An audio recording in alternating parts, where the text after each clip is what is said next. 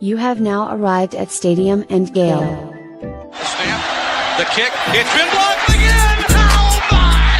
It's been blocked again! He's going to heave one deep down the field. It's going to be to the goal line. It's going to be caught! It's a touchdown! And the Gators have won the game! Tyreek Cleveland! Oh my! I can't believe what I just saw! Dropping back to throw, pops and fires the ball over the middle. It's Dory! It's Dory! Got a touchdown! Dory's got a touchdown! Oh man! Dory's got a touchdown! Hands it off to Harvin. He comes back. Say goodbye. Ahmad Black, in his final game as a Gator, takes it all the way home and sends Urban out a winner. You have now arrived at Stadium and Gale.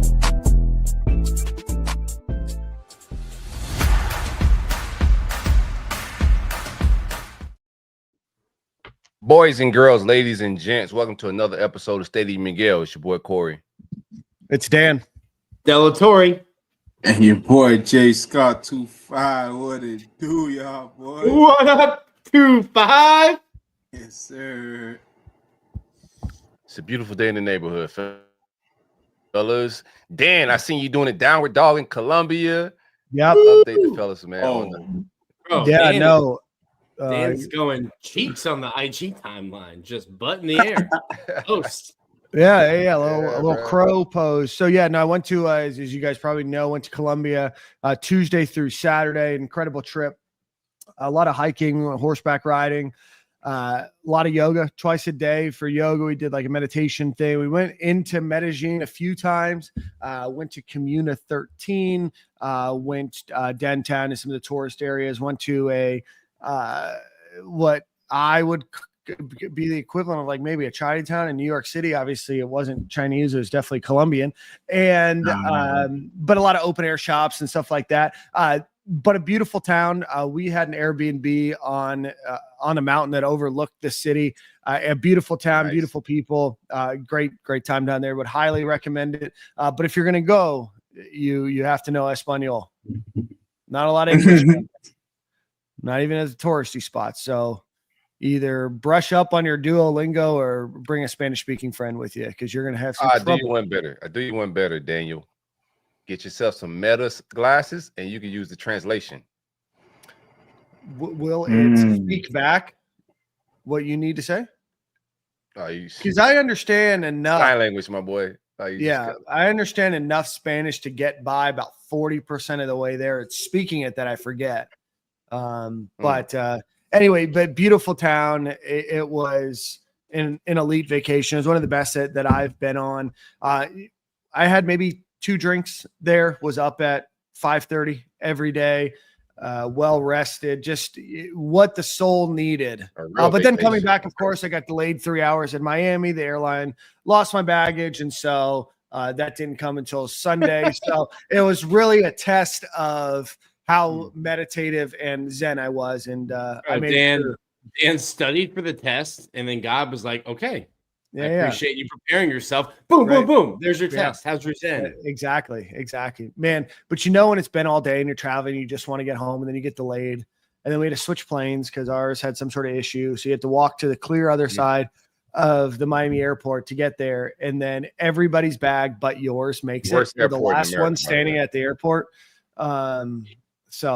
But no, beautiful trip. Highly encourage everybody to do that. For me, it was just an awesome kind of enlightening experience. So really glad that I got to go. What about you Nice. guys? Lauren, a little under the weather. So solo dad, big solo dad vibes all weekend. Great recruiter, recruited grandma to do the errands we had to do on Saturday. 5-star blue chip recruit came in, was ready to play right away, day one. So we handled Saturday. Sunday was a long day. Sunday was a long day. We're still recovering from that, but solid weekend with Frankie. Heck yeah. Nice. I did get into a lot, but it's a lot of the same old. Pop Warner, great game. We won 3-1 on the season. I had to go down to Miami to get some work done. And also my dad's birthday. I know it's September. A lot of the dads on this show birthdays in September. Celebrated Pop's birthday. He's a listener of the show. Happy B-Day, Pops. Big fan of your dad. Pretty cool guy. You scared my dad on the boat that one time, though. Yeah. I get it. He still tells that story, man. Yeah, I get it. I missed the low wake zone, so it was new fresh waters. I know what to do now. Yeah, no doubt, man. But solid weekend, bro. Just a lot of back and forth to Miami. That's about it. Joy, what about yourself? Corey, Jordan, 1 second before you guys go. I'm going to be down for Valentine's Day. There's a music festival happening. Calvin Harris and Kygo. Okay. So if you guys want to go, it's Columbia's out the window. Columbia is it's a one day. Calvin Harris and Kygo. It's going to be great. So it's on Valentine's Day. I'm not expecting you guys to, do that instead of hanging out with your wives, but there might be some time to hang out. Definitely. Let's whip the boat out, brother. Yeah. You down just for one day, or you down for like the weekend? No, I'll be down for the weekend. I'll be down for the weekend. So we can get out to Peanut Island if you want. Yeah, let's take the ladies out on the boat or something. Hang out. Okay. Yeah. Yeah, I'm down. Are you Valentine's Day by yourself? Like, what's your? No. Sarah's coming. Yeah. Oh, okay. Sarah's coming. Yeah, I actually haven't told my parents. So yeah, parents, we bought tickets the other day. So. Yeah, man, I had a pretty chill weekend. I went up and saw my grandmother up in Sarasota. My brother lives with her, so I just went up there, brought the kids up there for a few days, came back down on Sunday so I can catch all the football. Figured it was a good weekend to travel while there was no Gator football on. So pretty boring weekend, but got to get out the house and get the kids to go see some family. Awesome, man. Well, Corey, we've got another 2-5 waiting for us in the green room. So why don't we get a quick Brunt ad read, and then we'll bring in Brandon James. Yes, sir. One time for the great folks at Brunt Insurance and Financial Services. Anything you need insured, from the Panhandle to the Keys. My man Greg is the best in the business. Get life insurance, home insurance, auto insurance, mobile home, motorcycles, ATVs, anything with wheels, wheelbarrows. You might get those as well. I'm not sure, Greg. Let them know when they call. But it don't cost nothing to get a quote. I'm pretty sure he can save you some money. Visit bruntinsurance.com or 954-589-2204 for the best in the business. Greg, what it do? Baby? All right. With that, from St. Augustine, Florida, we welcome probably the best special teams specialist the Gators have ever had. A consensus All-American in 2008, the SEC Special Teams Player of the Year.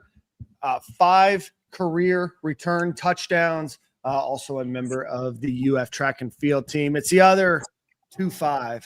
What's up, Brandon? How y'all doing, man? What up? Appreciate y'all having me. Thank you for having me on, man. Appreciate y'all. Absolutely. I will remember you and your career. I'm a year older than you, but we were kind of there at the same time, and it was there at that Tennessee game in 2000 and Buddy, Tennessee has 8. Brandon James. Yeah. Brandon James is not allowed within 100 feet of the stadium. State. Yeah, the full state.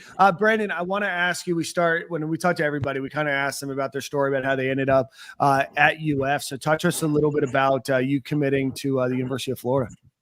So that process was kind of unique because I had a half brother that I was going through the recruitment process with. We both were going to St. Augustine High School. They were recruiting him first. They were kind of on him throughout the process. Florida kind of came on late with me. And growing up, I never really was a big UF fan. I grew up, obviously, not obviously, but I was a big Florida State fan. So when they kind of came on, it was like, because they were late and they were, kind of offering your brother first, you kind of felt like the girlfriend that they didn't want at first. So I didn't really want to kind of jump on, but at the same time, you fell in love with the atmosphere when you go over there to a game. And once Coach Meyer and Coach Madison did start recruiting me, it was just something that it was hard to turn down. They were only big Florida school that offered me. So at the end of the day, once you going to a recruiting visit, going to a game, it's hard to kind of turn down the swamp in that atmosphere. A lot of playmakers on that team. When you were getting recruited and then when you came on campus, did you know that you were going to be the starter right away, or, at kick and punt return, or was that a pretty feisty competition? Talk to us a little bit about how you were in that spot. I mean, throughout the recruiting process, Coach Myers said that would be a chance for me to get on the field early. He always said that. So coming in, I knew that was kind of going to be a shot that I would have. But again, like you said, you're going to, you come in with all those star-studded kids, Jared Faison, Percy Harvin, two guys that I know easily could have returned. So you're fighting with those guys. So, it was nothing that was guaranteed, throughout process. I just tried to, early on, just make a name for myself, obviously with my size and everything.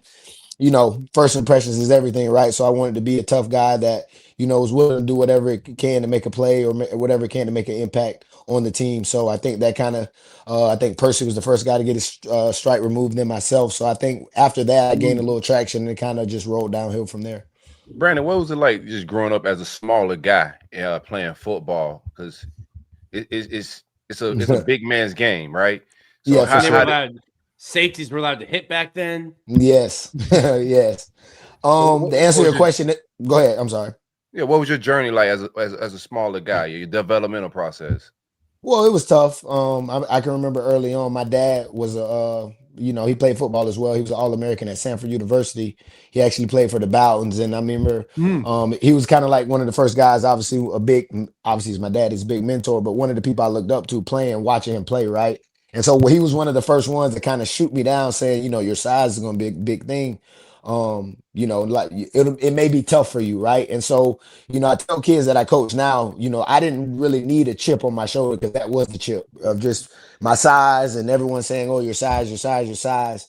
It was something that I just carried with me all the time. Whenever I would compete, basketball, baseball, football, track and field, whatever I would do, I would just make sure that was something that, that would be the last thing people would be thinking about when, they got done watching me play. Yeah. What was that like for you? High school, you just mentioned almost every sport available. What was the season? Kids are specializing now so young. What was a year like for you? Well, I played everything. So again, football season, and then you finish football, you go straight to basketball. I played baseball all the way up until high school, and then obviously I started running track. So it's tough. I couldn't do the Dion thing of both doing 1 year. So I kind of just took on track. So, every season you're doing something. And I loved it because again, what I learned from playing different sports and even raising my son now, putting him in different sports, each sports has its own, whatever you have to attack, however to be good at that sport, it has its own thing that you have to be good at, right? Skill set, I guess you would say. And, you have your own challenges with each sport. Baseball has its challenges, track has its challenges, basketball, same thing, right? And so I think all of those different sports help you in your main sport when you come back around to it. And that's what I felt like it did for me in my game. I know we grew up playing a lot of AAU basketball. We used to play some of the best players in the country in AAU basketball, and we were a small team. So when it got to football, and we always were smaller than people, why would we care about that, right?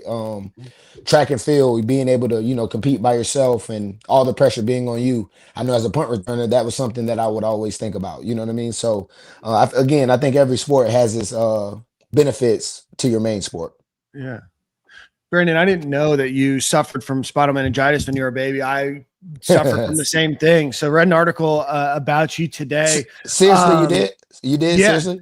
Oh, that's crazy, man. The exact same thing. I don't know how old you were. I think that you were a little closer. I think I read in the article that you actually passed away briefly. And came back, but you had a few months old. I had spinal meningitis. They weren't sure that I was going to be physically or mentally well. Physically, yes. Mentally unwell. So I'm dealing with that.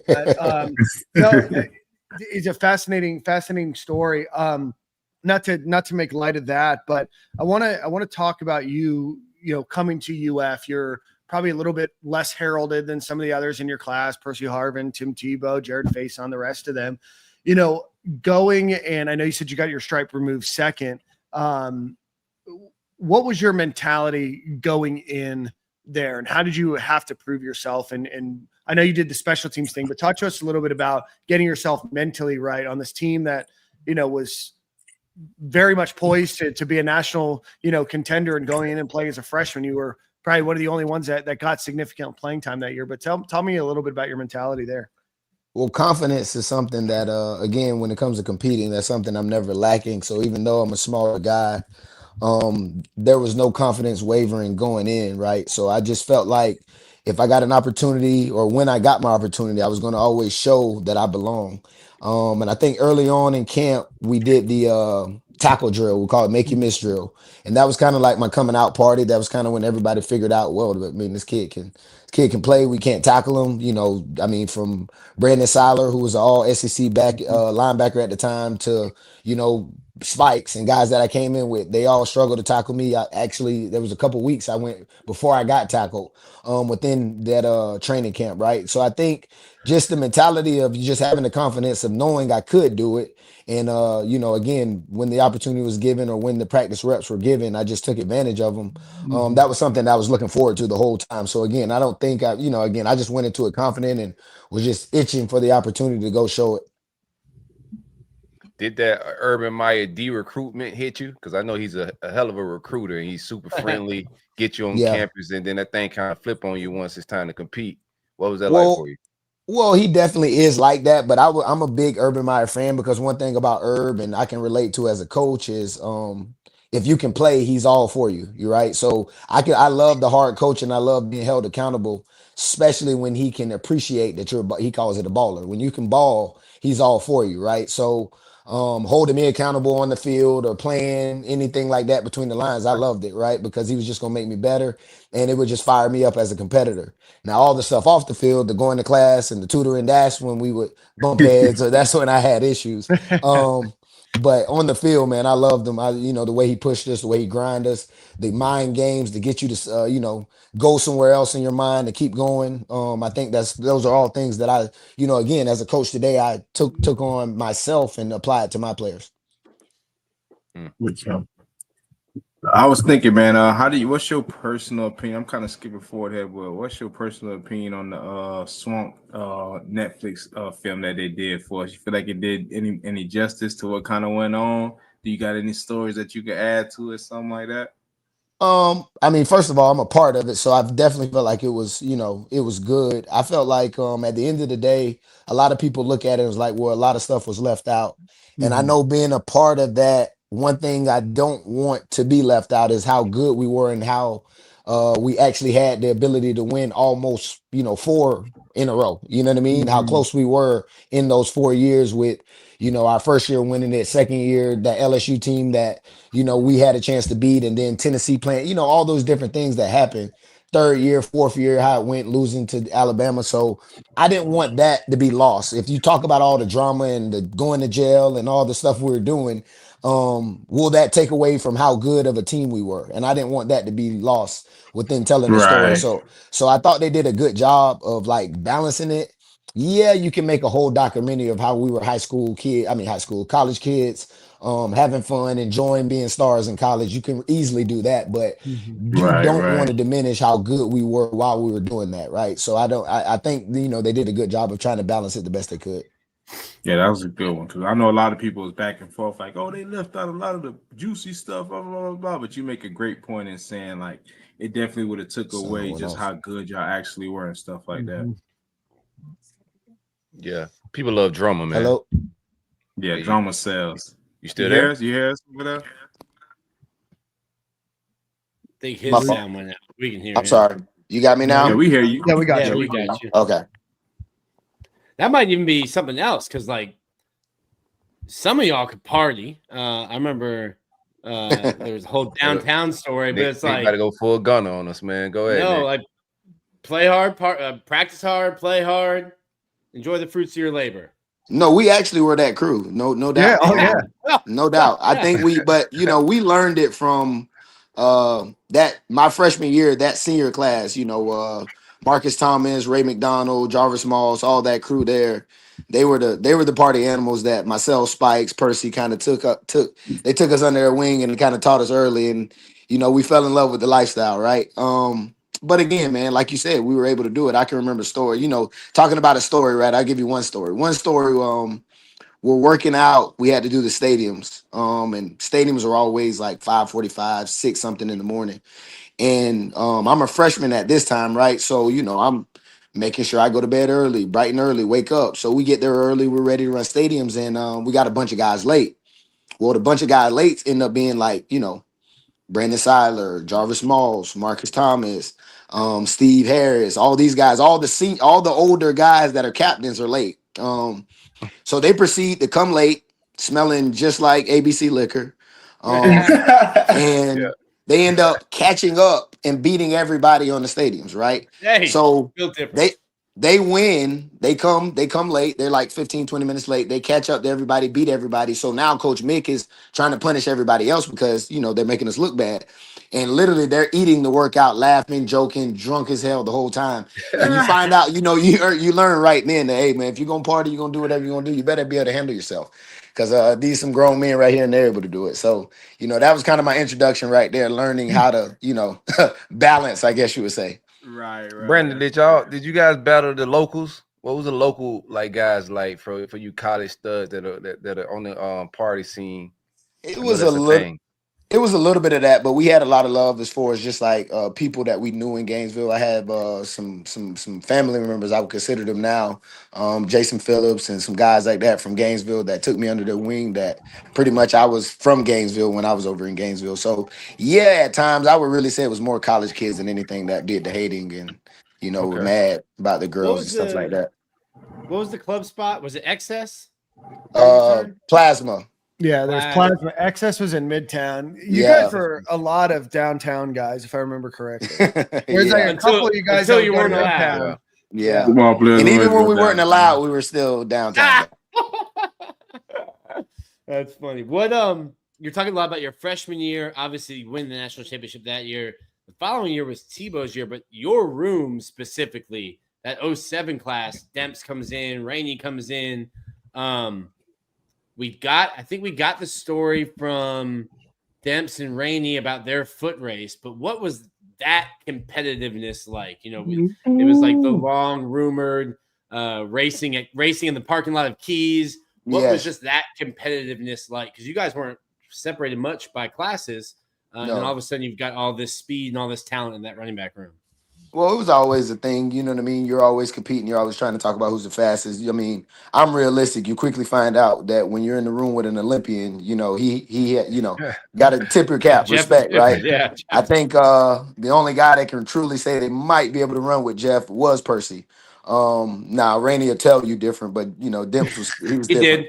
Rainey did. Yeah, Rainey had his own version of the story completely. Yes. He always has plenty of stories. He said in 40 yards he got him. After that, Demps just pulls away. Yeah, I don't believe that either. You know what I mean? That's different speed. And again, I really truly think the only one could run with him was Percy. But at the end of the day, man, it was just competition. And again, I think Coach Meyer did a good job of recruiting, and that's what made us so great. We pushed each other, we talked crap to each other all the time, and said who was the best at this or who was better at this. And I think it just pushed everybody to always go on that field and have to show it. That's how it was easily to hold. That's why it was easy for us to hold each other accountable, because it was always that competition piece of like, well, if you can't do it, then all right, I'll do it. You know what I mean? Or they'll give me the ball and we'll get it done. That type of thing. That's always fascinating to me. Sorry, real quick. It's always fascinating to me because especially at some positions, there's only one ball, only a little bit to go around, not, competing, but not getting jealous of somebody else's success and doing stuff like that. It always seemed like you guys were, whether Percy scored or you scored or Jeff or Chris scored, your room was there to pick them up. So it's always interesting to me to see how you get over that jealousy and just really bond when you're all thinking in your minds hey, I need to put up numbers because this is my livelihood. I need to go to the NFL. How does a coach get that out of you, whether it's position coach, head coach, or is that just kind of how the locker room was? I mean, obviously it's tough, but I definitely think that's how the locker room was. We were an extremely close group. I think between my class, the 06 class, and the 07 class, we were extremely close. That's one thing people didn't know. Both classes, we were here obviously first, and then we won it that year. So a lot of those guys came early and got to experience that with us. Whether it was the Pouncey's, Rainey, I think Joe was here early as well. You know what I mean? I know Hernandez and Deontay Thompson were as well. So it's a lot of these dudes. Cam, he came early as well. So all these guys were here early. So we kind of we gelled. We would always compete with them and everything like that. Major's another one, but at the same time, they were like our little brothers, and we wanted those guys to be successful as well. So I think it was just a friendly competition that at the end of the day, we always knew at the end of the day we wanted to see everybody shine and be on that field doing their thing. Are you safe to travel in the state of Tennessee? Banned. For sure. I've actually, crazy story. We actually have a receiver that's pretty big. He just committed to Miami this year, but we took him to Tennessee this past offseason. It was crazy being up there and meeting Phil Fulmer and all that stuff there. So yes, I am allowed up there though. Good. Just walk me through just like, that experience, man. Stadium's loud, balls in the air, it's hanging, pause. Woof. But you got some SEC caliber guys streaking down the field, and you gotta keep your focus, secure the catch, and then gotta make that first guy miss and start to dance a little bit. So just walk me through what that's like from your perspective. I mean, it was something that was obviously a little bit natural to me. I had been doing that since I started playing football, right? As a center fielder, returning punts was something that helped me. Playing baseball. So the tracking the ball and all that always was natural. I was always super calm being back there. And as a freshman, being on that field, knowing that was my really only shot to kind of play, only shot to kind of touch the ball, I would always tell myself that, look, no matter what, I'm going to try to field the ball and make a play because I ain't getting too many opportunities tonight, right? And so just going out there with that mentality, a lot of people, talk about it still to the day. It's like, man, you never used to fair catch. Well, I never was thinking about fair catching, right? Unless it was like a dangerous thing, or it really even then I have a whole, my whole, I guess, opinion of fair catching and how you can't really get hurt if you do it a certain way. But with that being said, man, just confidence, man, getting back there, wanting to make a play. I grew up watching Dion and my dad and different people return punts. So I was always in the mentality of I got to make a play and I want to make a play. So, just super confident and just trying to stay relaxed, to not be too anxious. What's that feeling? So like when you're punt returning, no one's around you. You're alone. Your first time in the swamp, 90,000, and all of a sudden there's nobody around you, 30 yards closest from you. Do you feel like everyone is staring at me? Like every eye in the entire stadium building is get looking quiet? at me. I mean, the stadium gets quiet before a punt. Yeah, that's like a dream come. The crazy enough, it's a dream come true for me. Playing sports, having everybody look at you, everybody being at the game, all those people. Like that's why I fell in love with playing football and playing the sport. To go out there and entertain and try to show people how good you really are, right? So my first opportunity back there was kind of like, I would always have these like, man, like, you dreamed for this, you talked about this, you kind of talked it right up, and now you're here, right? So go out and do something, right? So that was always my thing. And then again, like I said before, I grew up watching Dion, so I would always be back there trying to mimic something he used to do when he was back there, as far as getting the crowd hype or the whole Hogan doing the ear thing or whatever I could do to kind of just get the crowd into the game.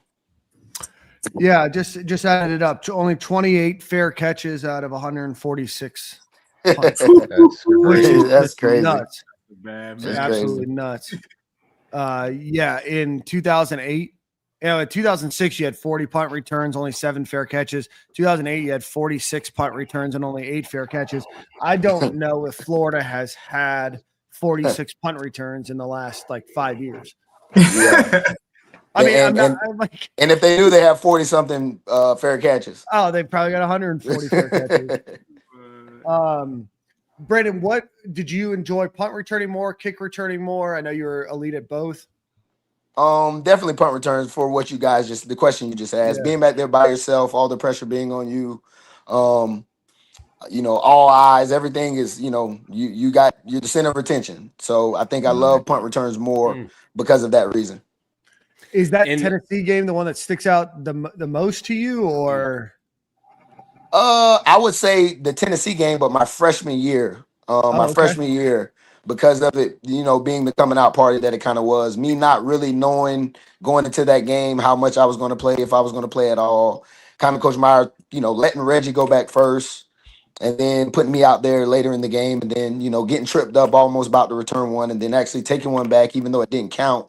Just being able to make that play and make those plays as a freshman in that game, I would say that was kind of like the biggest thing, because, when we got back to campus that Sunday there was like a big write up in the article about me. So again, that was kind of like, okay, my coming out party, I guess you would say. Yeah. Something you said is interesting. When I've been out at practice, spring, fall camp, watching some of the punt returners, I've had that same thought when you just talked about, I played center field. Some of the guys, when they're back there at practice, I'm like, oh, he's never played baseball. Like he doesn't have with your feet, with your head up, you don't know where you are like spatially around the field. And I've always thought like, oh, if a guy plays baseball, like I played outfield growing up, I'm like, oh, that'd be easy. I can move around with my head up. But some guys just look like a fish out of water trying to do it. For sure. It definitely helps, man. So if you had to pick one, would you rather take one to the crib in the swamp, or would you rather silence the crowd, take one to the crib at an away game? That's a good one, man. Right? That's a good one. More joy, nah. It depends. I mean, one place I used to just dream, it was Death Valley in LSU. So that would probably be a stadium that I wouldn't mind silencing because they used to talk so much crap. But I'm gonna have to say the swamp, man, because you get in the end zone there, man, you can't hear. You just cannot hear, and just being able to get those people standing up, man, it's a beautiful thing. It's a wonderful feeling. Go ahead. What was that? I was just on the LSU note. What was that year? The year they got Tim's phone number. Yeah. What was that week like? I mean, again, any rivalry week, I could tell you a million stories about different things that happened and how crazy it was. But every time playing them, especially going there, was something that happened. Whereas that sophomore year when they had his number and calling him a million times, where it was my senior year and they threw the beer on Herb, like something always happened when we went to Death Valley. And, again, they were a good team that year. I felt like we still should have won the game again, highlighting the Swamp Kings thing. Like we easily should have beat a team that won the national title. I mean, we had every opportunity to win that game. Leaving the field, we just knew we should have won that game, right? So it was an atmosphere that, we felt like we should have came out on top. But you find out real fast in the SEC, the margin for error. So margin for victory is just, really tough. You got to make every play. Our defense was young at that time. We had a lot of skill guys that could play offensively, but we're extremely young defensively. And we figured out that year, like it's going to take way more than just talented players to win in this league. Yeah, it's incredible to think about the team, the defense that was there in 2007, and then in 2008, how much they matured in just that 1 year. I mean, you had Joe Hayden, Marquise Pouncey. You saw Ahmad Black really start to step out, Major Wright, Dustin Doe, Jermaine Cunningham. Like you can go on and on. Just that leap from, man, this defense is just not very good in 2007, probably cost us a couple games, to holy crap in 2008, this is an elite defense. It was just such an incredible jump each and every year under Urban Meyer. Miss those days. I think that had a lot to do with Spikes taking just ownership though of the defense. Our sophomore year, we weren't ready to be leaders. We were still young guys that were just trying to mimic what we seen, Moss and Steve and them doing, and knowing that we were good players, but we were worried about partying and just being good and not really worrying about the team. And I think going into that junior year, he took ownership. I took ownership. Percy took ownership. And then again, with us being close to a lot of those sophomores, they did their thing. Obviously, we had senior leadership, Murph, Keystar Moore. There was guys that were in place to help that as well that were older. But again, a lot of the leadership came from our junior class. And, again, I think for his defense, big component of that is Spikes and him just actually taking the leadership role. Obviously he was the leader as a sophomore, but he wasn't ready to be that vocal guy that everybody counted on every day in, day out. And I think going into that next year he was, and that's why the defense played the way it did all year. Who was on Ox? Who was on the Ox? Yeah. Oh, it would switch up game to game. Okay. It would kind of depend on the mood and whatever the vibe was. I've been on the Ox, Major's been on the Ox, Pouncey's been on the Ox, Spikes, whoever would, whatever the mood was. Everybody, there was never a guy that was on the Ox that was like, oh, take it off or get somebody else. I was just gonna ask if we had anybody that said we're not doing this right now. It was never that. That means the Pounceys were the only offensive linemen on the Ox. For sure. For sure. I get it. Yeah. I get Especially in those days, for sure. How crazy was Did it? You both y'all go ahead, Corey. Jordan. No, you got it. Oh no, I was about to say, did y'all do mat drills when you was there? Y'all did mat drills For on sure. the season program? Oh I yeah, was there. brother. I just know y'all was going hard in there because we had some crazy times on them mat drills. Brandon, let me tell you this. So, good friends with Tate Casey, lives up near you, your former teammate. I spent 6 years trying to get Tate to tell me about the mat drills. He would never do it. I get an early copy of the Netflix documentary where he is just detailed, like he took notes during mat drills, just spilling his guts on Netflix. And I sent him a video. Go, you've got to be kidding me! I've been asking you for years. So Tate finally spilled it to a national audience on Netflix. That's where I had to find out about it. So yeah, mat drills, man. You know, as a freshman, you go through mat drills, and my dad went to college, right? So I've heard about mat drills, right? And I've heard, how they're just trying to tire you out, how they're trying to do this. Again, different. College is different. Obviously, my experience to his experience, but you hear about something, so you're kind of, aware of what should be going on, right? And so when we go into that room and they got us wrestling and fucking, basically fisticuffs is what I used to call it, until someone taps out, and you find out very fast that this is just a mental mind thing, that they're trying to see who can they psych out and who's the craziest. And to be honest with you, I used to hate it because it would make me be somebody that I didn't want to be. But again, my first time wrestling, I had to choke a guy out just to prove a point. I didn't stop when the whistle got blown, and again, because obviously I'm smaller, guys just thinking, oh, it's sweet when we go against him. You know what I mean? So I would prove a point and just go excessively through the whistle, just so they would leave me the hell alone. That's it. Brandon James, like, you think it's sweet? Come on. Yes, for sure. Were you in the weight room when Omar Hines bust a muscle in his leg? No, but funny story. He was younger, so he lifted at a different time. So obviously, I hear about it. I'm in class or whatever I'm doing on campus, and by the time I get to the facility, we would always give the strength coaches a hard time. We would always tell them they're trying to kill us. They're going to kill somebody one day. Someone is actually going to die. We would always mess with them about this stuff, right? And so when things like that happen, we're like, I told you, man, y'all gonna kill somebody. They're gonna sue your ass. You know what I mean? So it was a real funny thing. We just gave them a hard time, man. Like, y'all gonna actually kill somebody, man. They gonna sue y'all ass, man. So it was always funny, man. But he ended up being okay, so it wasn't funny. But it was just, I remember the story, and we would always say those type of things, like, man, this stuff can't be legal. They're doing to us. Brandon, talk to us a little bit about what you're up to now. You're the offense coordinator back at your alma mater. Yes, sir. So I'm a teacher, and again, really my job, I would say, is being the offensive coordinator. But I'm a ESC support facilitating teacher at St. Augustine. Been coordinating now for 6 years, 5-6 years. We've had a lot of success. We're on a good run right now. We're actually in the bye week right now. We're 6-0 sitting currently. Nice. But it's been good, man. It's been crazy to know that, I would fall in love with coaching just as much as I would love playing, but it's been something that I've enjoyed. To find a passion that, you wake up every day just loving to do, and just being able to push kids and develop kids where I'm from. It's been something that I love doing. So, it's been fun, man, and just steady going, man. Just trying to keep going. You should email Billy some plays. Now, real quick. There you go, man.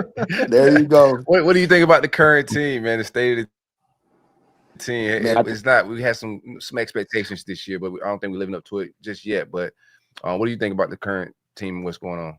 I mean, I feel like the rest of Gator Nation is extremely embarrassing. I think everybody had high expectations going into this year. I was talking a lot of trash, and it's getting thrown in my face right now by all my buddies that like Miami and Florida State and all these other people. But I think the most frustrating part is that, you look at what our defense has been doing, and they've had us in every game, and the chances to win every game just off of their play, right? And I think we're not helping them at all. And to see, obviously since the Spurrier days, it's been offense for University of Florida than what we were able to do when we were there. And to see us not being able to make plays, no big plays, no stretching the field. I can't even tell you how many explosives I've seen watching the game, right? Just explosive plays, 25 plus yards. Like, you don't see a lot of it, right? And so again, like you said, as offensive coordinator, it's extremely embarrassing having to watch it. But being a Gator, you want what's best for the the program, and so you're extremely optimistic. I think we have the guys there. I hope Dallas coming back this week helps. But I also think putting those guys in position will help as well. So, I'm a big Billy Napier fan. Every time I met him, he's done really well with loving the alumni coming back and doing his best to make himself a part of Gator Nation. But at the same time, results are everything, and we are starving to be back in the thick of things in the SEC, and to feel like year after year was just keep getting further and further away from us. It dawned on me last Saturday was 17 years since the promise, which means 17 years since a national championship, but 17 years since Florida's last SEC championship. That's how long it's been. For sure. I mean, your players don't remember. No, they have before Swamp Kings have no idea that Florida was a monster. All the guys that I coach think Florida sucks, and they don't know anything about us being good, right? And I think the part that's extremely is defeating is because no knock on Billy Napier, we have him now, but we had Coach Mullen, and I don't think nothing. If anything, things haven't gotten better. You know what I mean? So we jump to conclusion and make these decisions, and things don't get better. And you throw away a coach like that was just so clear cut. Just offensive genius. You know what I mean? Let's just say what it is. He was proven. And you throw him away. And again, you love Billy Napier. You're extremely optimistic about the hire, but then we're at this point. It's like, well, whoa, what are we doing? You know what I mean? It's just tough, man. He did take us to the SEC title game. We're in the thick of the SEC while he was there, and then since that time, we've not been in that conversation, right? Mm-hmm. So it's tough. Even though you can root for someone, you gotta hold them accountable. And I think the wins and losses, it speaks for itself. Yeah. All right, guys. Any more questions for 2-5? Nah, man. Thanks for pulling up, bro. You're a legend. Glad you could spend some time with us in your bye week, my brother. I just got to ask, Dan, man, you say you had the spinal meningitis. Are you short like me, brother? No, just a hair under 6 feet. It's the mental part that got me. Yeah, my grandmother said. No, it was, obviously, I think I was 6 months old or so. I know it wasn't, the prognosis wasn't good. Gotcha. Yeah. And I didn't know. I just thought you were a short king. You know what I mean? Well, he is. Reading that article, man, it's scary, right? And I don't talk much about it, right? It's not like something you remember as a 6-month-old or 5-month-old. But seeing that, man, I'm glad that you've made obviously the most of everything, and No, I appreciate you, man. Again, I just wanted to mess with you about it, but thank y'all, man. Thank you for having me on, man. Appreciate y'all. There might be a correlation because Dan was an All-American intramural flag football safety while at UF. Yeah, so. I was the white Reggie Nelson of intramural orange league. Yeah. So Dan covered the 3% of the earth that Reggie didn't. Yeah. I didn't have the dreads though. There was no confusion about who was playing, but athletically, very similar. Gotcha. Appreciate you. All right, man. I appreciate you, man. Brandon. Best of luck, man. All right. Awesome, brother. See ya. Brandon James. Great interview. Yeah, man, that was fun. I went and looked it up. I thought he must have had just some great returns. He only had the one punt return versus Tennessee. And then when I was going back through it, poor Hawaii.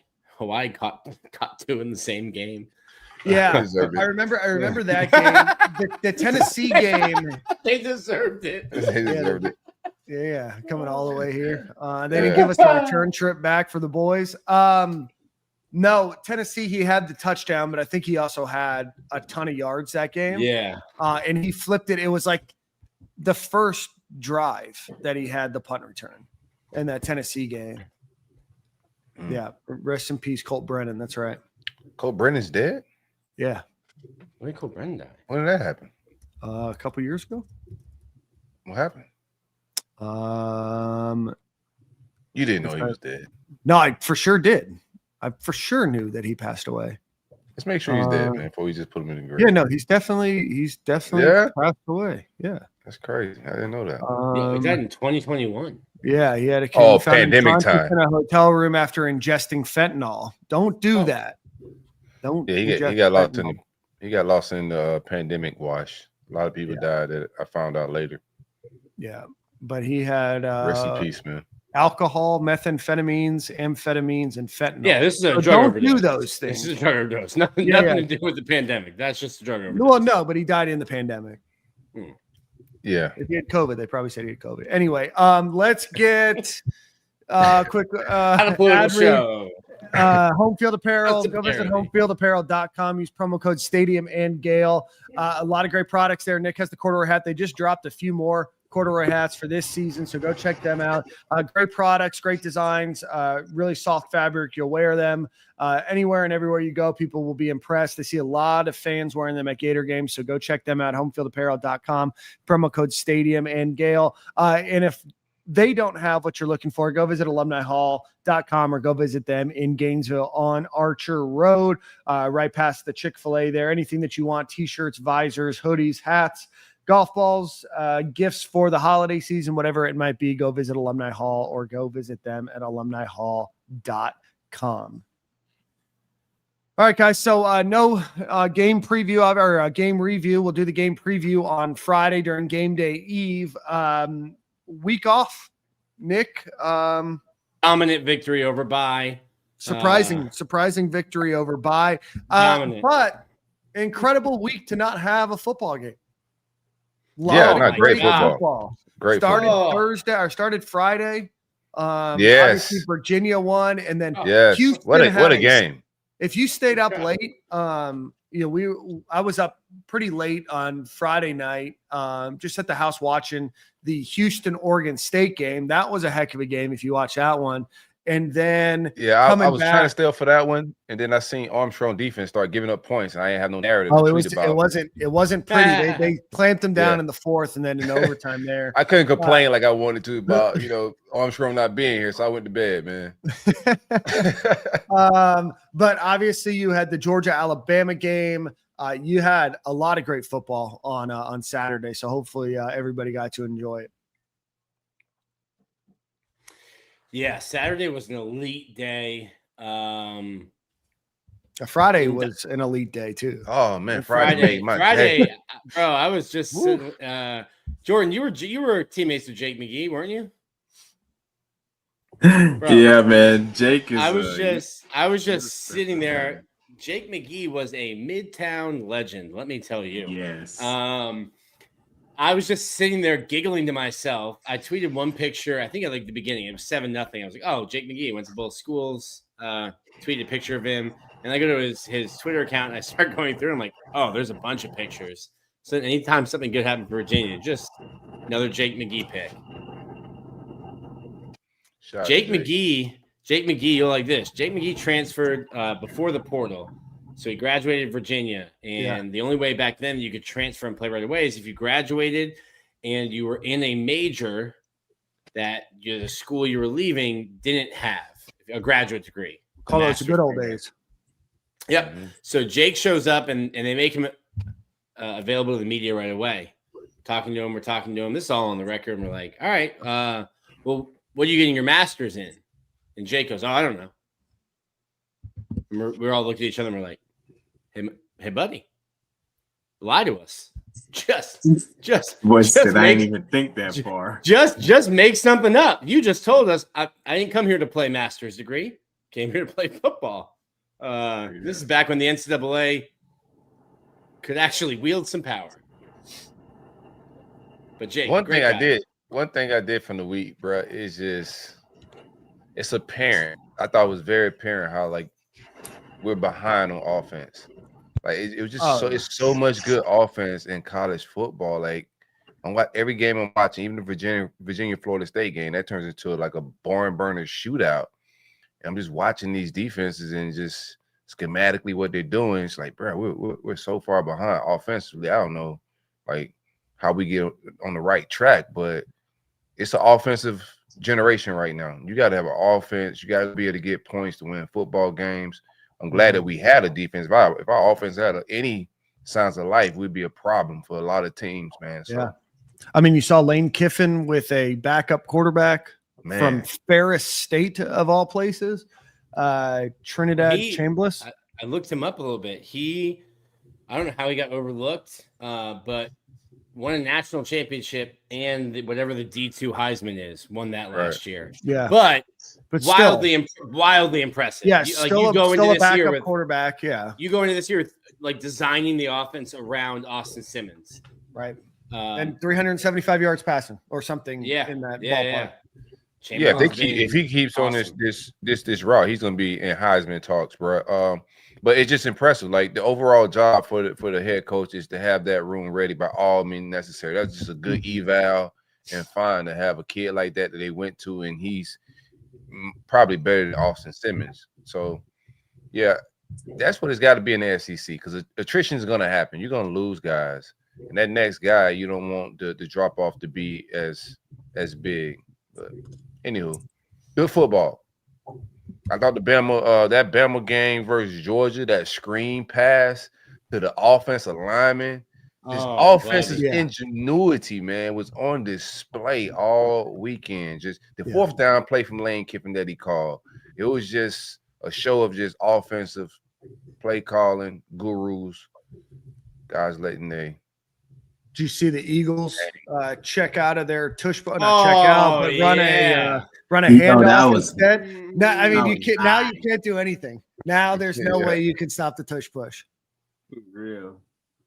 But yeah, so obviously a great weekend. Vanderbilt 5-0. Mississippi State almost beats Tennessee. Vanderbilt 5-0. Diego Pavia going to try. David's going to try to slay Goliath 2 years in a row. Yeah. This week, I think game day's there, huh? They are. Yeah, they chose that over FSU in Miami. So the SEC Nation will be in Gainesville. I think EA Sports said that they'll be in Gainesville too. So if you're a student with activities Thursday, Friday, and Saturday. What? Do they have to? They don't have to. Oh, yeah. But Timmy will be here. That means Tim will be on the sideline. Tim don't be rocking with us like that, man, for these games. Tim gonna tell the truth. Texas. Give me Texas. He's gonna shake his head. He's just gonna watch whatever's going on. No, we're gonna talk about the Texas game on Friday, man. But Nick, talk to us. I want to get into Billy Napier's press conference a little bit today of what he said, because we have to. But you've been watching some practice. Coaches didn't go out recruiting this week. A bit of a kerfuffle on the timeline.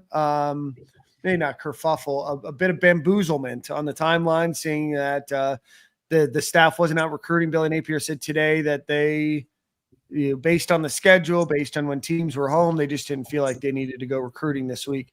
But yeah, talk to us a little bit about the last, 2 weeks, week and a half. I guess full week. So he is telling the truth. I've always said this, like Billy's not going to lie to you. Like Dan will just stand up at the podium and lie. He is a liar. There's multiple things that he's lied about. Oh, no, Billy Napier. Oh.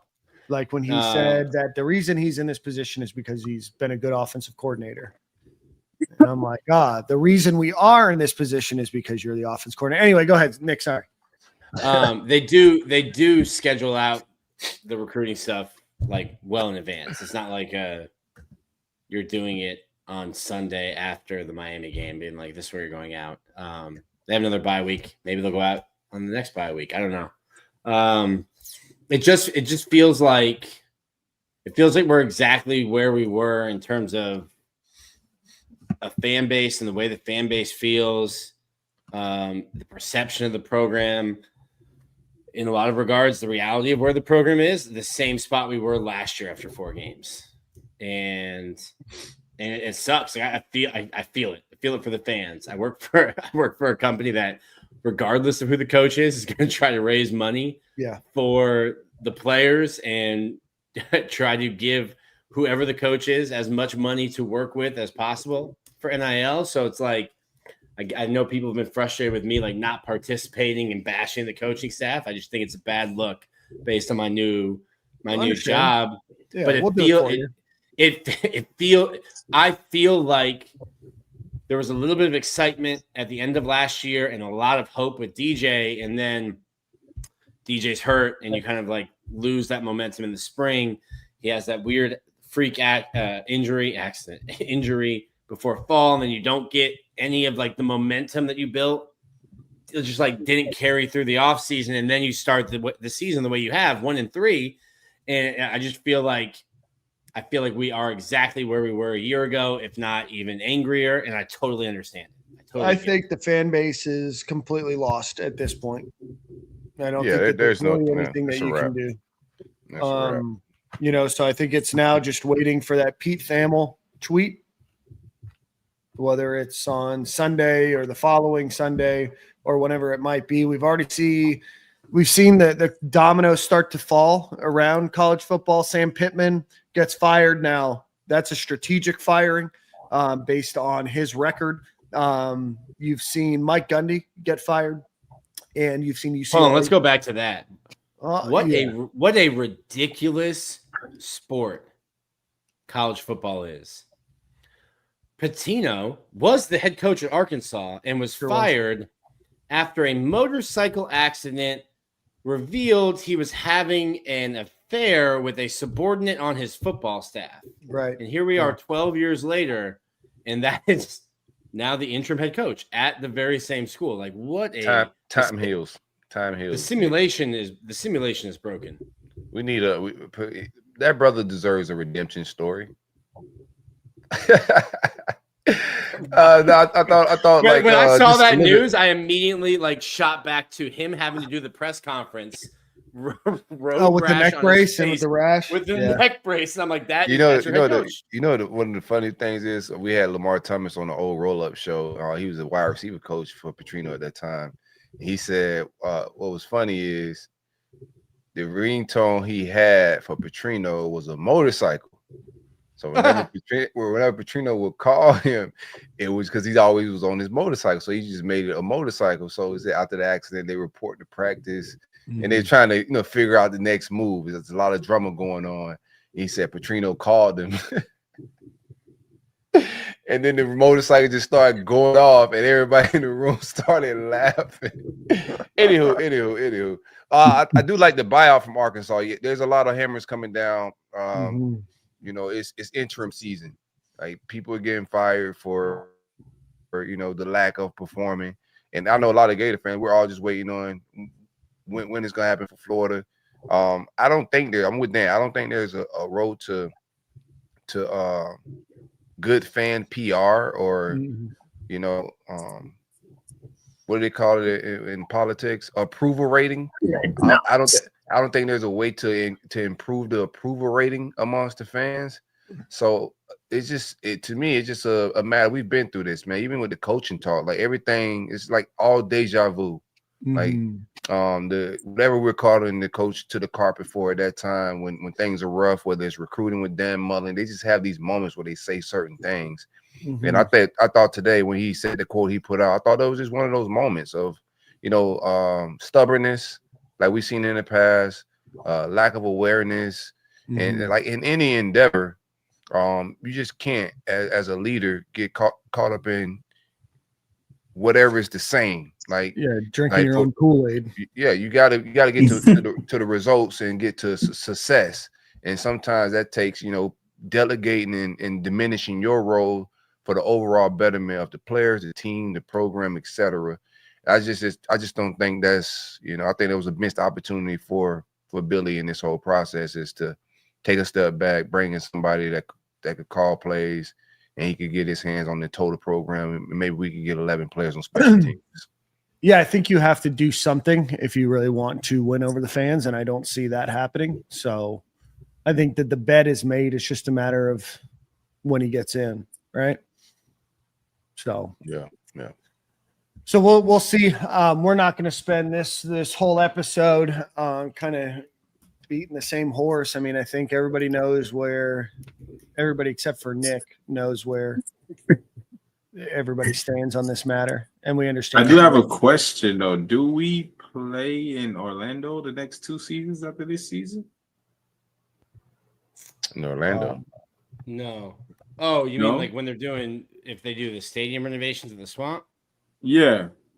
I don't know. So they're still in the fun, very preliminary stuff with that. I don't know where. It's super tricky. I think like when Texas A&M did their big renovations, it took them like 3 years, and they would do a phase, a chunk that they could get done from like last week of November until first week of August or last week of August, whenever it started. So they would do a chunk, and they did like phases of it. It caused for a ridiculous looking spring game when they only had like 50 yards of field to work with because some was like a construction site. But I don't think it would be very surprising to me if they if they lost home games to a renovation. I don't think that would be the case. That's what I was thinking. Like, I can't even imagine a new head coach hire with him either with half of a stadium or playing in Orlando. Yeah, no, I don't think I've not heard of them playing in Orlando. And I don't know if they could afford to lose those home games revenue wise. And I don't what a dump. Yeah, I don't. Yeah, that place is the slum. Can't be yes, can't be. I don't ever want to go back there. Oh my God, the projects, brother. Yeah, and around. Or they're like this. Like, what is this? It's in the projects, and the stadium is the projects. Right. So I don't know what the case is, but I know if we not playing in the swamp, I cannot imagine they would hire a new coach on that. So, listen, my brother in Christ, I don't care if we're playing at Lake Lotta Park or I'm just saying that's not a good field. I need a new coach, brother. Like a first, like your first job, you don't have the power of the swamp behind you. I feel like he might mess around and just hang around just off the strength of that. No. I've not heard anything about Florida playing in Orlando from anybody that I've talked to. Let me ask this before we get out of here. Like, Dan, do you foresee any possible way? Say we win 6 wins, get 6 wins. I don't even think we get 6, but do you think I don't think we get 6, brother. I'm a very positive guy, bro. Yeah. Yeah. What do you think? Yeah, it'll be a fight to 6 for sure. Yeah, no, I don't think so. I don't think that that's enough. I think that you have lost a lot of people. I think you've lost a lot of, obviously message boards and social media are going to be a little bit more bombastic than most in terms of what they say and how much they care and everything else. I think you run the risk of apathy, of donations, of people being interested in the product. I think you run a risk of recruiting, issues. And what do you do then? I think that you've it's not working. And I'll give Billy Napier credit. Like, he drove the ship into the iceberg, and he's going to stay at the helm until it's over. Right. So I'll give him credit for thinking that, he's the reason, that Florida is going to be successful as him as an offensive coordinator. I don't see it. I don't think the buyout's an issue. I think, your options, that's a question that I have, right? Like, what if Florida does go 2-10, 3-9, does that potentially change what your board could look like of somebody leaving a job to come to Florida? And I'm not talking about a John Summerall or somebody like that. Would a coach like Lane Kiffin, would a coach, like a Kurt Signetti, or I'm just naming some of the bigger names that are out there, would they leave the program they're at for a 3-9 team? Yes, it's Florida, but what does that do for your image as a program? And those are questions that I think about. You're on mute, Corey. My bad, amateur hour over here. I think guys like Kirk Snetti gonna be out just from buyout standpoint. I do just think style. I like him as a coach. I think he's good for Indiana. We was talking about this on the space this morning. I think he's good for Indiana, but I don't think we got to get back to getting guys that fit Florida's culture. Yeah. So I do think some of these guys are just going to be just not good fits, and also their buyouts is going to be too high to make sense, especially what we spending on the buyout. We're getting Billy out of here. But I think there's some guys like Lashley, some lower level guys that are like small ACC schools that fit stylistically what we want to do. But I think the best thing Florida could do is get a guy that fit the offensive culture of what was successful here, and youth. Can recruit, flip a roster fast, identify talent, et cetera, et cetera. They're gonna be inheriting a lot of talent. Like, I don't think the roster is gonna deplete like a lot of people think it's gonna deplete. I think certain guys are gonna have to stay because of certain business deals. A lot of these guys, NIL, the guys that got the high level NIL deals, is predicated on them being at University of Florida. I don't think those deals just carry over from year to year for no reason. So I think a lot of business is gonna keep some of the bigger pieces together. But to be able to flip a roster, it's not 2008 anymore. It's 2025. You can flip a roster pretty fast. But I think there's some good. I like Rhett Lashley. I like Lane, but I don't know how serious that is. If people really like Lane with some of the shenanigans he brings, but I like him. But whenever I like a guy and it makes sense for Florida, Florida has never made that hire. So I'm just not going to expect it. Yeah, I mean, does Florida go big game hunting, or do they go for a smaller? I don't know. Rhett Lashley, I know that he's kind of connected to this Arkansas job, but SMU is one of the richest programs in college football. Are they going to be willing to lose him? Does he want to win? Yeah, I mean, I don't know. I mean, they were a game away from the playoffs last year. Did they make the playoffs? Yeah, but SMU, you're not winning natty at SMU. No. SMU might they might change things. Like their boosters literally told the school. Yeah. Their boosters literally told the school, get to the ACC. I don't care that they're not going to give you any TV money for 4 years. We will write a check to cover that, and then we will write a check for NIL. Like SMU was doing dirt before dirt was even dirt. That's cute and cool. They're not even going to win the ACC, let alone the national championship. Like SMU's got money. Go ahead. Yeah, I mean, a lot of schools in Texas got money, right? I think like most programs in Texas, they got a ton of bread. It's oil money galore. Like high school programs out there got money. At the end of the day, these guys have egos and they want to win. They want to be great. They want to be legends. Yeah, he is never going to win a national championship. Right? Rhett Lashley is competitive. The SMU move, I think he could possibly be there for a little bit, but he know if he want to win, the likelihood of you winning at SMU or even Arkansas is very slim. Programs like Florida, that have been there in the last 2 decades and have that type of pool with recruits, the home recruiting that they can be able to pull. Having a guy like DJ Lagway and some of these 5 stars on the roster, it makes more sense to be able to put pieces together to go make a run. He's never gonna make a run at SMU. He can be rich and then comfortable. I'm pretty sure he's like that right now. But if you want to go win it all, you're gonna have to go step into on a big boy campus somewhere. Yeah, I mean, there's certainly different levels. SMU will never be outbid financially, right? I mean, they are very well stacked right in the heart of Dallas. I don't think that Florida's going to go toe for toe, and I don't think that they should go toe for dollar over Rhett Lashley, right? So, I start to think of coaches that are out there. There's a lot of coaches right now that are at their alma maters that, Florida could potentially target. Brent Keys at his alma mater, Kenny Gillingham's at his alma mater, Clark Lee's at his alma mater. I like Brent, but not a style fit. We got to get a style fit. I like where you going. I don't want to cut you off no more, but yeah. Brent Key is cool at his alumni. I think I like him there. I don't think he fits us. Yeah, no, I'm going through the names, right? Because if Florida, you don't want to go for that G5 coach again, right? I think Florida finds itself in a precarious situation.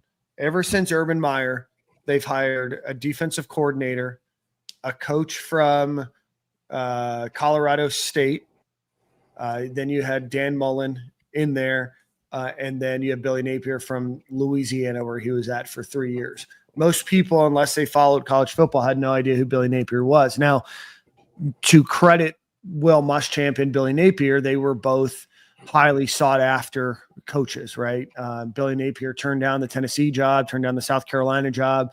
So in essence, you thought it was going to work. I don't think from an optics perspective, you can hire somebody that fans just don't know the name of. I think and if they do, they're going to have a really, really hard time selling that to the average fan. All right. Taylor Swift on the list. There you go. Yeah. Might sell out. Steve Spurrier Jr. I don't know. And I don't think we're going to go after Jed Fish. And I don't think that Florida's going to pay $10 million to buy him out of his contract. And if they do, then, I mean, you guys can carry on the show without me. Jordan, you're the new host. If that happens, Dan will be gone fishing. Yeah. I mean, I that's the question, right? Like, are these coaches worth the buyout too, right? Because you're not just buying out Billy Napier, you're going to buy out the staff. Shout out to Todd Grantham, by the way. Oh, Ski Mask Hall of Fame. He just got paid out $4 million for coaching 4 games. Nuts. College coaching is a Ponzi scheme, bro. Like it has to, right? I think it's they've like somebody said this in my mention. Like Sexton is low key created a coaches union just by having all of them on his roster. Yeah. Like these contracts and whatnot, the way they're shaped it's a win-win situation. Like you get a bonus for stinking. Like think about it. If I'm Grantham, I just coached 4 games and you give me $4 million. Like, what are we talking about, bro? I'm not sad. I'm okay. Like, I'm calling college hunks with a smile to come package up my house and put everything in the box, bro. You know what we're talking about? We're talking about the south of France in the fall. Yes. Talking about Monaco. It's not a bad day for a coach to get fired, but you gotta. I like what Arkansas had with Sam Pittman. I don't know if they got to exercise it, but they had a clause in there if he's under 500, that buyout drops and dips a little bit. It's like $3 million. I mean, it's a significant amount. But Corey, I think you make a really good point. You saw it with FSU with Mike Norvell. All Jimmy Sexton has to do is float somebody's name out there. It doesn't have to be true or not. And what happened? They signed him to a deal that they can't do anything about. He's got a $60-something million buyout right now. And it's all guaranteed. Like it's crazy. Yeah. I just think it's got to change at some point. I don't know how it does. I don't know when it does. But you've got to think it's got to change. Yeah, there's no incentive to do well. Like these coaches are gonna stay stubborn and not change certain things because what are you gonna do? I'm gonna get a bonus if you fire me. It's almost more advantageous to leave than fix the problem that you have, and that's why I felt like that about a lot of coaches. Like they get stubborn because I'd rather blow up, go start over somewhere else. I get my buyout here, I go sit on TV a couple years, doubling up on my bread while I'm getting some media bread on Fox. CBS, I'm also getting my buyout check. Yeah, there's no incentive to be great, bro, or to fix things like it was when we were kids, bro. Like watching this game, it's just a totally different coaching world. Yeah, and I just don't know how it changes. I'm gonna pull this up from Real. It says UF isn't the job it once was. I think we need to accept it, and I think I wholeheartedly disagree with that. Sure. Florida's obviously not had the success that they've wanted over the last 17 years. That's the real. I've got to comment on that too, but I think the Florida job is still an elite job. And I think everybody that is in the know says that Florida is an elite job. I think from a support perspective, I think that there's a lot of reason to be frustrated with Scott Strickland on things. But he gave Billy Napier more money than he's given anybody, right? And you can disagree that was on the wrong person. You should have done it before with other coaches, whatever. Like water's under the bridge. Support is crazy. Yeah, the amount of support staff. You have an indoor facility. You have everything that everybody else has now. You also have a very fertile recruiting ground. You have great brand recognition. You have a huge name. You're Jordan and Nike. You have money. You have great, money with Florida Victorious and everything else. I disagree wholeheartedly that Florida's not the job that it once was. Florida hasn't had the success, but I still think that Florida is a top 10 job in college football. 100%. I'm with you. For everything you said, the recruiting grounds is also like you're in the state of Florida and you got the best talent in the country. If not, top 3. But the resources that they gave, Nick bring that up all the time. Like some of the coaches, when they found out the size of the staff and the things that Billy Napier were getting, a lot of these coaching staff don't have that type of support. Is this the greatest situation from an administrative standpoint? And our leadership is a little shaky. Yeah, the times where it isn't the greatest time to be a Gator football coach because of the instability at the top and the seeming of lack of leadership at the top.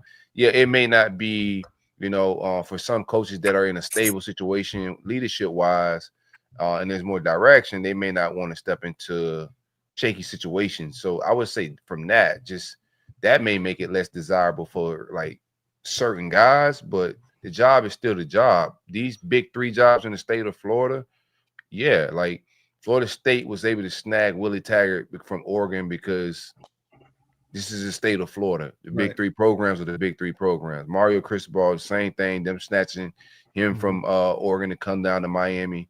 Like we can go poach a coach, but I don't know if our situation is in the right place. And also Florida hasn't been aggressive. Like I think the people in charge haven't treated it like the job it is, right? That's what I think. I think we settle. We don't go make the splash higher. Like this is a splash program. We should go make the splash higher. We shouldn't have to Google Jim McElwain when the University of Florida is making a hire. We shouldn't have to Google Billy Napier when we're making a hire. The fans should know. The casual fans should know who the coach is when you're hiring a coach at the University of Florida. I just don't think they've been treated like that way in the hiring process. And that's where the standard begins. Yeah. In the hiring process. Maybe he wants to seem like that guy and that he found a hidden gem. You know what I'm saying? He don't want to go too commercial with it. I mean, I'm just trying to guess at this, right? Bro, Jordan's over here being like, Scott Strickland's not trying to make #1 pop charts. Bro, they hired.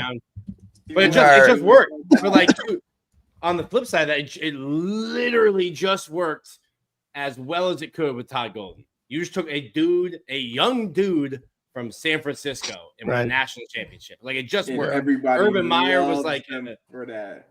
Urban Meyer was like a hot name. Jeremy Foley deserves credit for that. Like everyone says it was Bernie Manchin. No. Like Jeremy Foley was very involved in that. But like Billy Donovan, young kid, it worked. Like there's a pattern of it. So like I get what you're saying, and I've said this multiple times. The University of Florida is not a place you come to learn how to be a head coach. Right. I mean, times change, right? It's like that was cool then. But now you see the big boy programs aren't finding these G5 guys to be, over and over again. Like we just get into another thing too, like stylistically, we got to be University of Florida. Like we've been trying to be Bama. Like stop hiring Nick Saban's assistants, man. Like we need to find a coach that makes us look like Florida.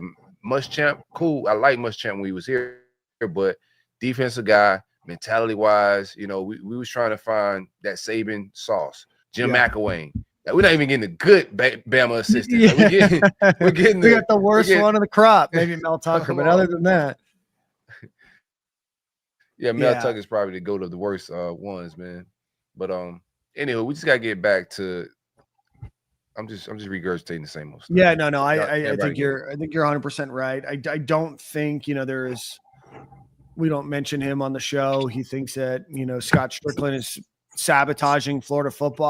I don't buy into the premise that a coach can't be successful at UF with Scott Strickland as head coach. I think it's been frustrating, certainly, that Florida hasn't had success, but I don't think it's Scott Strickland standing in the way of their success. Maybe hiring the wrong person, but you have a brand new indoor facility. You have a brand new football only facility. You're making a ton of renovations to the swamp, including everything that's, for the players. You've had the largest staff you've ever had. You've now embraced, yes, it took a little bit of time. You've fully embraced Florida Victorious. Like everything is there to be successful as a head coach. You just have the wrong stubborn guy in the role.